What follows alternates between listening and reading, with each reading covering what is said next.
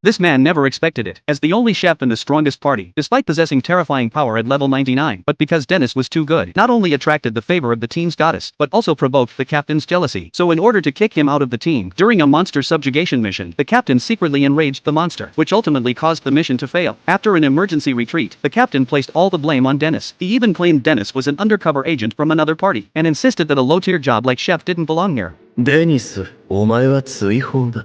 追放。Dennis looked at the teammates he had once helped, but now, every single one of them kept their heads down in silence. He felt a wave of cold disappointment. Dennis no longer tried to defend himself. He turned and walked away immediately. But just moments after Dennis walked out the door, a voice called out behind him. It was the vice-captain, Katie, who had just returned. After all, Dennis was a talent she personally scouted. Ever since Dennis joined, the team had flourished rapidly, becoming known as the strongest team in the world. But aside from Katie, none of the teammates knew the truth. If Dennis were to leave like this, the team would surely descend into chaos. Yet despite Katie's desperate pleas for Dennis to return, Dennis had already made up his mind. He bid her farewell and walked away without looking back. The first thing Dennis did next was prepare to start his own business. He planned to open a restaurant in this small town. Just then, a commotion among the crowd drew his attention. It turned out a merchant was auctioning off slaves. They said the little girl was the daughter of a fallen noble family. At first, Dennis had no interest in such matters. After all, he couldn't save everyone. But in the next moment, the girl's eyes, full of despair, seemed to remind Dennis of his own childhood self. So while the crowd shouted bids, Dennis, as if possessed, called out a high bid of 1 million. But unexpectedly, a fat man adorned in gold and jewels beside him immediately raised the bid to 1.5 million.